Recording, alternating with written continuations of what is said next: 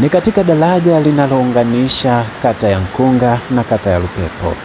Mvua zinazoendelea kunyesha imekuwa ni sababu ya kuleta maafa pamoja na mmomonyoko wa udongo uliosababisha kuvuruga miundombinu katika daraja linalopatikana mto wa Lubati ambako limeanguka chini, na hivyo kufanya wananchi wafanye jitihada juu chini kuhakikisha watu wanaotaka kwenda kuwasalimia ndugu zao waliopatwa na majanga katika kata ya Lupepo kuhakikisha kuwa wanavuka. Moja ya kitu kilichofanyika ni kuhakikisha wananchi waliotoka kata ya Nkunga kufanya juhudi na jitihada kukarabati daraja kwa kutumia mbao za miti pamoja na miti ili waweze kuvuka kwenda katika kata ya Lupepo kujionea madhara ya mvua hiyo iliyokuwa na hatari wake katika miji ya watu, ambapo ilisomba nyumba za watu pamoja na kuua watu zaidi ya 10. Miongoni mwa kiongozi ambaye alikuwa amesimamia kuhakikisha daraja la Lubati linalounganisha kata ya Lupepo na kata ya Nkunga linatengenezwa kwa muda mfupi ili watu wapite kwenda kuwaona ndugu zao waliopo kata ya Lupepo ambao wamepatwa na maafa. Kiongozi huyo ni mwenyekiti wa kijiji cha Ibililo. Alisema kwamba serikali inatakiwa kuingilia kati kuhakikisha inatengeneza, kwani uchumi ndio pekee unategemea barabara hiyo. Kiongozi huyo pia aliwaomba wazazi kuhakikisha watoto wao wanakaa sehemu salama na wasiwaruhusu kutoka maeneo kwenda sehemu za hatarishi. Haya yaliyotokea kwa usiku wa leo kwa kweli ni majanga makubwa. Tumepoteza watu na mali ya watu, nyumba za watu. Kama unavyoona daraja limebomoka ambalo limeunganisha kijiji cha Lupepo na kijiji cha Ibililo, ambao ni muunganiko mkubwa. Hii ni njia kuu ya kutoka Kiwira hadi Chuo Magereza. Kwa lakini leo asubuhi kama unavyoona tumefika na wananchi wameamua kutenga daraja ya dharura ili mahusiano yetu asikatike. Kwa hapa kama unavyoona mwandishi, ni shughuli inafanyika ya watu. Ni watu wamejitolea tu kwa kutumia nguvu zao. Na tuseme ni ombi, tuseme ni kumshukuru Mungu kwa hilo. Lakini bila kupoteza mengi niseme tu naiomba serikali kama inavyoona haya ni dharura, ni majanga makubwa. Tumepoteza watu wasiopungua 14 kwenye kijiji cha Lupepo. Daraja zimebomoka. Daraja la kwanza hili hapa, lingine lipo Burale. Kwa ninaomba serikali kwa dharura hii itusaidie, kwa sababu hii ndio uchumi wa wananchi hawa. Bila kuwenga hii daraja tutakuwa tumegawa, yani uchumi utazorota kabisa, hatutakuwepo tena kupata uchumi. Kwa hiyo naomba serikali kwa hili tuangalie sana, ikiwezekana hata kesho isipite siku nyingi tuone msaada wa serikali. Hiki tumeweka ni kwa ajili ya muda tu, ni kivuko. Kama unavyoona huo mtu ni mkubwa na watu wanapita kwa wasiwasi, kwa hofu. Kwa hiyo naiomba serikali kwa kweli, kwanza mkuu wa wilaya, wakurugenzi, mkuu wa mkoa, mpaka Mheshimiwa Samia Suluhu alione hili. Sisi wananchi wa kata ya Nkunga, wilaya ya Rungwe, kijiji cha Ibililo na kijiji cha Lupepo, huu ndio muunganiko wetu mkubwa mpaka hadi Magereza. Kwa hiyo naomba serikali ione hili, itusaidie ikiwezekana.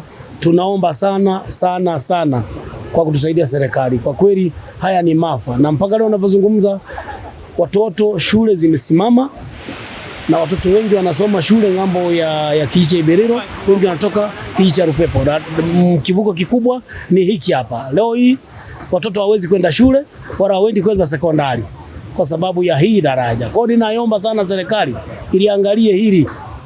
Naomba sana, tunaiomba, ni dharura kwa kweli.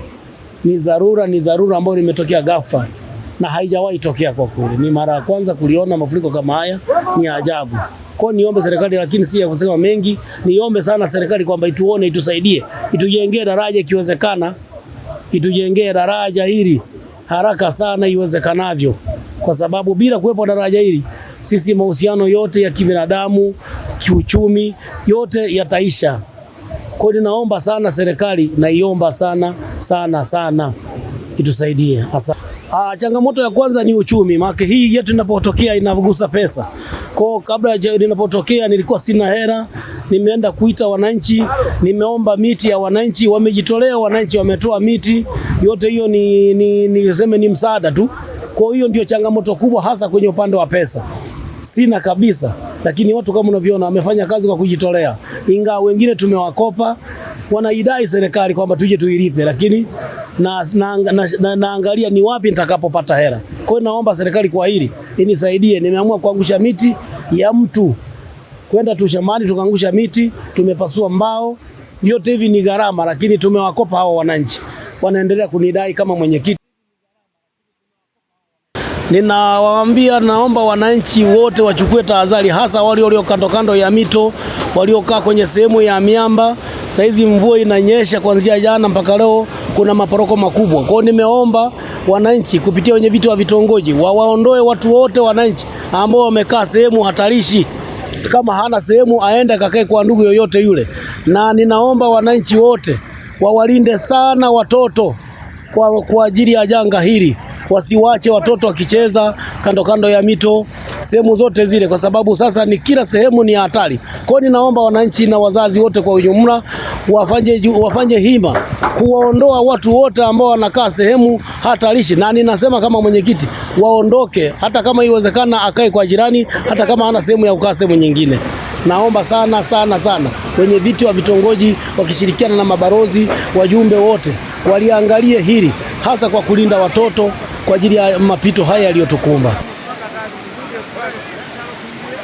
Afisa mtendaji wa kata ya Lupepo amethibitisha vifo vya watu 10, lakini amewaomba wananchi kuhakikisha kuwa wanaacha kukata miti kwa ajili ya shughuli za kilimo kama ndizi ambazo wanalima. Amewahimiza kuhakikisha kuwa wanapanda miti, kwani miti inashikilia ardhi. Kwa hiyo vitu vilivyosababisha ni ukataji wa miti holela.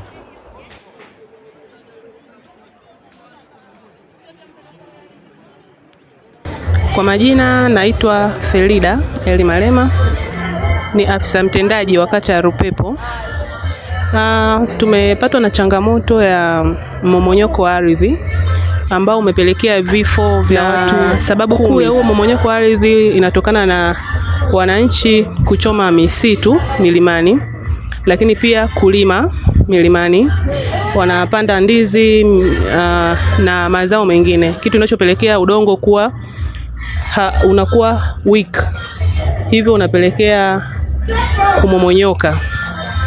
Kwa hiyo kutokana na hili janga, tunashauri wananchi waweze kuacha kufanya shughuli zozote za kilimo, kufuga kwenye milima, na tunatakiwa kupanda miti kwenye milima yote ili kufanya milima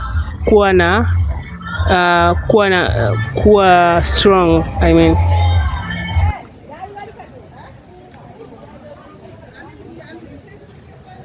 Hii ndiyo barabara iliyoharibika kutokana na mafuriko yaliyotokea katika kata ya Lupepo, ambayo yamesababisha miundombinu kutoweza kupitika kiurahisi, kwani hakuna usafiri tena unaoweza kupita katika ardhi ya kata ya Lupepo, ikiwa ni pikipiki.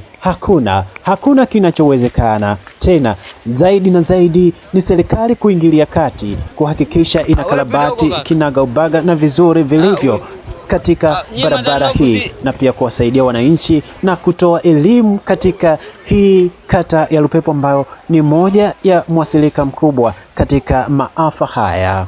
Hii ni VAM TV Online. Hakikisha una subscribe ili tu wote wa saa mwingine.